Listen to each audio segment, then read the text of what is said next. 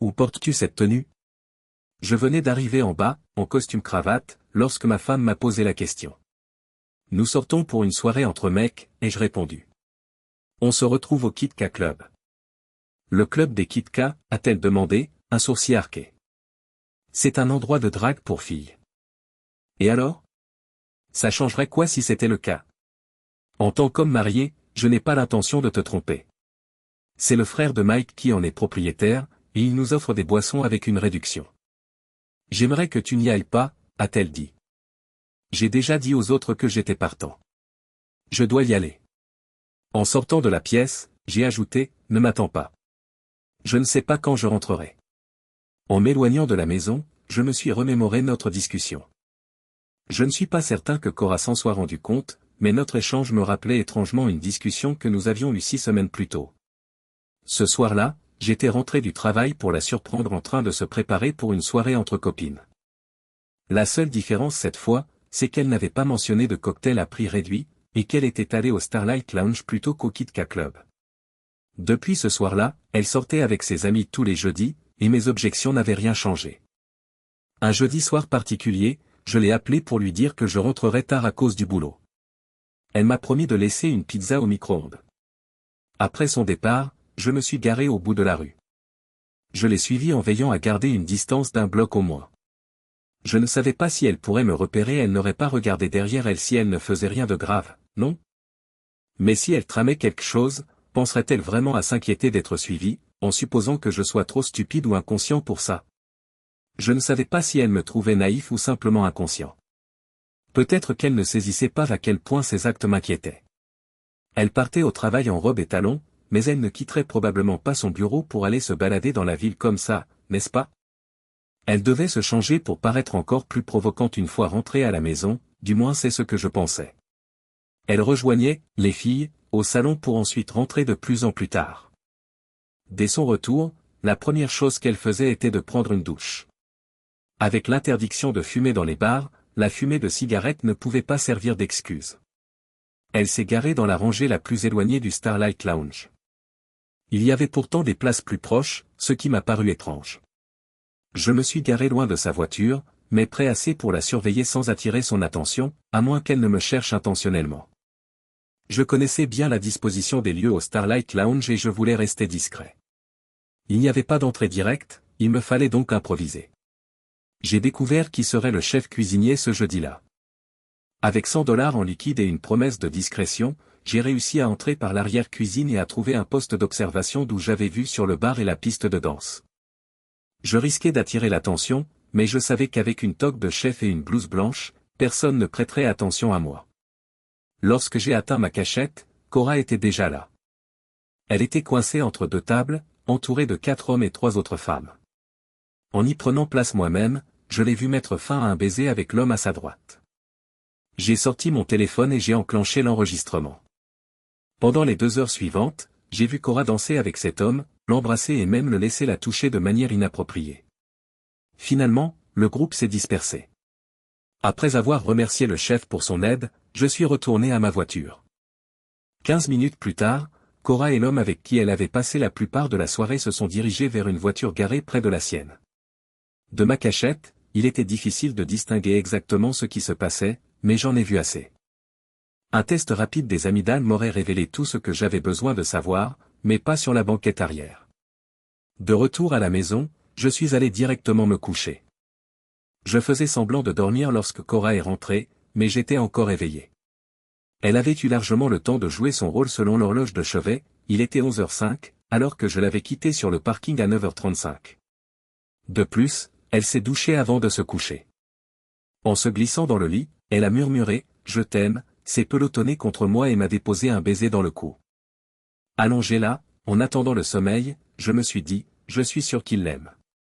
Le vendredi, au bureau, j'ai pesé le pour et le contre des choix qui s'offraient à moi. Cora me trompait. C'était flagrant. Peut-être ne s'engageait-elle pas officiellement avec quelqu'un d'autre, mais pour moi, permettre qu'un autre homme l'embrasse, danse avec elle et la touche, c'était déjà de l'infidélité. Était-ce une raison suffisante pour justifier un divorce? J'avais encore besoin d'y réfléchir. Notre vie intime n'avait pas encore été affectée par ses actions. Même après 10 ans de mariage, nous faisions encore l'amour 3 ou 4 fois par semaine. Mais était-elle vraiment présente dans ces moments-là? Après plusieurs jours de réflexion, j'ai décidé qu'il était temps de lui faire goûter un peu de sa propre médecine. J'avais prévu de me changer pour une soi-disant soirée entre mecs après le boulot, tandis qu'elle rentrerait directement à la maison pour se préparer à sa soirée entre filles. Bien sûr, Cora ignorait qu'il n'y avait aucune soirée homme prévue. J'ai simplement passé 3 heures dans un bar sportif en ville, puis je suis rentré à la maison pour prendre une douche. Étant donné que je ne me lave jamais le soir, je prends toujours ma douche tôt le matin, ce geste éveillerait certainement sa curiosité. Lorsque je suis parti de la maison pour me rendre au bar sportif, j'ai pris un malin plaisir à voir le regard acéré de Cora. Toutefois, j'ai changé d'avis en route et je suis allé dans le complexe cinématographique de Perry Avenue. J'ai laissé mon manteau et ma cravate dans la voiture, suis entré dans le complexe, et choisi parmi les 6 films à l'affiche, et acheté du popcorn et un coca, puis me suis installé pour y passer le temps avant de rentrer. Après avoir revêtu mon manteau et ma cravate, je suis rentré chez moi. En chemin, je me suis dit que si Cora m'attendait, je pourrais lui être infidèle plus facilement si j'avais l'air d'une soirée bien arrosée derrière moi. J'ai décidé de boire un verre ou 2 au Bucks KS. Les groupes y jouent, dans cette taverne de style western, les vendredis et samedis soirs. Ce soir-là, alors que le groupe de Carlos Washington jouait, j'ai réussi à décrocher un tabouret au bar et à commander une bière. Tout en dégustant ma bière, je regardais les couples danser le two-step sur la piste. Lorsque le groupe a lancé des morceaux rythmés, je suis descendu de mon tabouret pour danser le cha-cha des cow-boys avec la foule. Après avoir assisté à l'Electric Line Dance, je suis retourné m'asseoir. J'avais l'intention de boire une autre bière, de regarder les danseurs et de rentrer chez moi. Mais tout a changé lorsque Carlos a annoncé des demandes pour « Read Cowboy Read ». Avant même qu'il n'ait fini son annonce, j'ai senti une main sur mon épaule et entendu une voix s'exclamer « Eh, cowboy, il joue notre chanson ». Je me suis retourné pour découvrir Brenda Asher. Elle m'a entraîné sur la piste en m'arrachant littéralement de mon tabouret. Comment cette chanson est-elle devenue notre chanson, lui ai-je demandé sur la piste. Parce que c'est la première chanson sur laquelle nous allons danser, m'a-t-elle répondu. Lorsque nous avons entamé un western swing, je me suis dit qu'il n'y avait rien à redire. Brenda faisait partie de ma vie depuis environ 5 ans. Bien qu'elle travaille dans un autre service, elle est employée par la même entreprise que moi. Je suis resté silencieux, concentré sur la danse. Le western swing n'est pas une danse qui prête à la conversation. Après Read Cowboy Read, le groupe a chaîné avec Coopertown Road, et nous sommes restés sur la piste pour ce morceau également. Carlos a annoncé qu'il ferait une pause après leur prochaine prestation. Brenda nous a alors invités à prendre un verre et à les rejoindre à leur table lorsque nous sommes sortis de la piste. Qui sommes-nous, ai-je demandé. Les filles de bureau. Tu les connais toutes, m'a-t-elle répondu. Elle m'a guidé vers le bar, où 5 femmes étaient assises à 2 tables accolées. J'ai reconnu 4 d'entre elles, mais pas la 5e. Lorsque nous sommes arrivés, Brenda a dit « Bonjour, mesdames. J'ai trouvé notre danseur attitré. » Puis elle s'est tournée vers moi et m'a questionné « Tu connais toutes les filles, n'est-ce pas ?» Je ne connais pas cette jeune femme, mais je connais Sally, Marcia, Patty et Marie. La femme inconnue a tendu la main et s'est présentée, Pauline French. Je lui ai serré la main en me présentant à mon tour, Bob Dalton.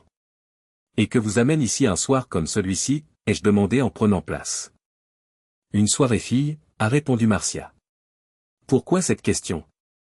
Je ne peux pas croire que des femmes aussi belles que vous toutes n'aient pas de rendez-vous, le vendredi soir est idéal pour ça. Nous sommes toutes mariées, ajoute Sally. Nous sortons juste une fois par mois pour une soirée fille. Le vendredi marche bien car les groupes de musique jouent rarement en semaine. Et vous? Une soirée entre mecs? Où sont les autres? Il n'y a personne d'autre, il n'y a que moi, ai-je répondu. Il y a sûrement une histoire derrière tout ça, remarque Pauline. J'ai senti un mélange de soulagement et d'hésitation, car aucun d'entre eux ne connaissait Cora, hormis ceux qui l'avaient rencontrée lors d'événements professionnels. J'ai décidé de leur raconter toute l'histoire, y compris comment j'avais commencé à imiter certains comportements de Cora. Mais tu ne sais pas si elle a été infidèle, fait remarquer Brenda. Pas encore, mais j'envisage d'engager un détective privé pour le savoir, avouai-je. Pourquoi ne lui parles-tu pas simplement, suggère Sally. Si je le fais et qu'elle nie tout, je devrais tout recommencer. Avec des informations d'un enquêteur, je pourrais au moins savoir si elle ment, raisonnai-je. Marie ajoute, peut-être qu'elle fait comme moi il y a quelques années. À une époque, un homme flirtait beaucoup avec moi au travail, même en sachant que j'étais marié. Ça m'a énervé et je me suis mise à jouer avec lui. Je le taquinais, je jouais avec lui pour le renvoyer chez lui frustré chaque fois. C'est peut-être ce que fait ta femme. Alors, ne la confronte pas, conseille Brenda. Laisse-la venir à toi. Si tu danses avec nous, tu rentreras en sentant le parfum. Je t'aspergerai même avec le mien avant que tu partes. Je suis sûr que ça fera surgir des soupçons chez ta femme et qu'elle t'en confrontera. Dis-lui simplement que tu fais comme elle. Si c'est bon pour elle, ça doit l'être pour toi aussi. On verra bien ce qui se passe ensuite. Tu crois que ça va marcher? Que as-tu à perdre? C'est moins cher qu'un détective privé, ajoute Patty. Mon frère a dépensé plus de 3000 € et le détective n'a rien trouvé. Conforté par leur logique, j'ai dansé avec toutes les femmes jusqu'à 22h30. Je les ai remerciées pour cette soirée agréable et je suis rentré. Lorsque je suis arrivé, Cora était encore éveillée et m'attendait. Je pensais que tu serais déjà couché, dis-je. Je vais juste prendre une douche rapide. Pourquoi est-ce que tu prends une douche, demande-t-elle en me suivant. Tu ne te douches jamais la nuit. Ignorant sa curiosité, je me déshabille, laissant mes vêtements en tas dans la chambre. J'ai pris une douche rapide et je sortis, pour trouver Cora assise sur le lit, tenant mon costume. Ce manteau ne sent pas comme si tu avais passé du temps avec les mecs, même si tu m'as dit que tu sortais avec eux. Bob, je ne suis vraiment pas contente. Pas du tout. Tu n'es pas contente? Laisse-moi essayer de comprendre. Vous rentrez chaque jeudi du travail, vous vous habillez de manière provocante, sortez pour une soirée entre filles, rentrez tard, prenez une douche immédiate et allez vous coucher. Ce soir, je suis rentré du boulot, me suis préparé, je suis sorti pour une soirée entre mecs, je suis rentré tard, et j'ai pris une douche immédiate. Suggères-tu qu'il est accepté pour toi de faire cela, mais pas pour moi? Ce n'est pas comme ça que ça marche, rétorque-t-elle. Ce qui est bon pour l'oie est bon pour le jar, n'est-ce pas? Non, Robert. Moi, je sors avec des filles. Et toi, tu prétends être sorti avec des mecs, mais ton manteau montre clairement que tu étais avec des femmes. Je ne peux pas danser avec des femmes lors de mes soirées entre mecs, mais toi, tu peux danser avec des hommes lors de tes soirées entre filles. Quand je suis avec les filles, j'évite de danser avec les mecs. Vraiment? Sortant mon téléphone, j'ai dit, attends une seconde. Après avoir tapé quelques touches, une vidéo est apparue sur l'écran. Tu ne danses pas avec les mecs quand tu es avec les filles? Si ce n'est pas toi, alors qui, au nom du ciel, est cette femme sur la vidéo? Je pouvais presque voir les rouages tourner dans son esprit tandis qu'elle regardait, son visage pâlissant. Que sait-il d'autre? Sa culpabilité était si évidente que plus rien n'était nécessaire. Maintenant, explique-moi pourquoi tu ne peux pas justifier ces baisers, ces mains sur tout ton corps et ta passivité. Le silence était assourdissant. Il faut tout dire, Cora. Après ton départ du salon, je veux savoir tout ce qui s'est passé, y compris ce qui s'est passé dans la voiture de cet homme. Elle respire profondément, regarde le sol, puis lève les yeux vers moi. Attendez que j'ai fini avant de m'interrompre. J'ai fait des bêtises. Il s'appelle Brad, il travaille pour Casanova ANC, ou du moins c'est ce qu'on raconte. Il a eu des relations avec 2 femmes mariées et plusieurs célibataires. Les filles disent qu'il a une sacrée réputation et qu'il sait en jouer. Il semble m'avoir mise dans son viseur, décidant que c'était mon tour. Il poursuivait une femme, la séduisait, passait 1 mois ou 2 avec elle, puis la laissait tomber avant de passer à la suivante. C'est pour ça que je l'ai toujours trouvé détestable. J'avais l'intention de jouer avec lui, de le faire croire qu'il faisait des progrès, puis de le larguer dès qu'il penserait avoir le dessus. Ces dernières semaines, j'ai joué le jeu en lui donnant l'impression qu'il se rapprochait de moi. Vous devez savoir que nous n'avons jamais atteint le siège arrière de sa voiture, bien que vous soyez au courant que je l'ai embrassé. Il n'a jamais réalisé qu'il n'irait pas plus loin, pensant m'avoir sous contrôle ce soir-là. Il croyait m'avoir épuisé, alors hier soir, il a tout tenté, mais il ne m'aura jamais. Il ne prendra jamais ce qui vous revient de droit. Je serai toujours à vous. J'ai apprécié ce jeu avec lui, mais maintenant que vous savez, je dois arrêter. J'avais prévu de le laisser tomber pour de bon la semaine prochaine, mais je préfère le faire au travail demain. Ça ne m'excite pas, Cora. Je ne pense pas que tu aies bien réfléchi. Tu connais les drogues du viol? Bob, ne sois pas absurde. Brad n'est pas ce genre d'homme. Cora, écoute-toi. Brad est un salaud qui a couché avec la plupart des femmes avec lesquelles tu travailles, y compris des femmes mariées, comme tu viens de me le dire. C'est un véritable salaud. Toutes les femmes sur son passage semblent vouloir l'accrocher à leur tableau de chasse. Pour obtenir ce qu'il désire, il pourrait très bien se tourner vers la drogue, mais ce n'est pas ainsi que je l'ai toujours perçu. Après un moment, elle reprend, je crois que je ferais mieux de régler ça devant témoin lorsque je traiterai la situation au travail demain. Ensuite, je pourrais m'assurer que toutes celles qu'il n'a pas encore rencontrées entendent parler de vos remarques concernant sa colonie de lit et ses médicaments. Est-ce que tout ira bien après ça? Je ne suis pas satisfait de ce que tu as fait, comme je l'ai dit, mais il semble que j'ai réagi à temps. Cora, après s'être levée et déshabillée, a dit, mets-toi au lit, bébé, et je te montrerai combien je t'aime. Il l'a cru? Il l'a cru sur toute la ligne. Continueras-tu à sortir avec Brad? Probablement pas, mais Pauline, il est si grand qu'il me donne toujours des frissons. Je me dis que j'arrêterai de voir Brad, et j'adore Bob, qui est fantastique au lit. Mais je ne peux pas m'empêcher de penser aux 7 centimètres supplémentaires qu'il a par rapport à Bob. Brad passera probablement à quelqu'un d'autre dans une semaine ou deux. Il reste rarement longtemps avec la même femme. Tu dois être consciente de ce que tu fais. Tu risques de perdre ton merveilleux mari.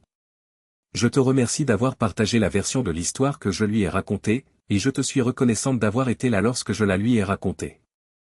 Je suis soulagé qu'il ne m'ait pas reconnu parce que j'étais là, moi aussi. Naturellement, la seule fois où il m'a vu, c'était à ton mariage, où je n'étais qu'un visage inconnu parmi la foule. J'ai eu la chance de m'éclipser et de t'appeler quand il dansait. Les sœurs se soutiennent toujours les unes les autres, et la fraternité est permanente, n'est-ce pas? Oui, dit-elle, et les deux se tapent dans la main.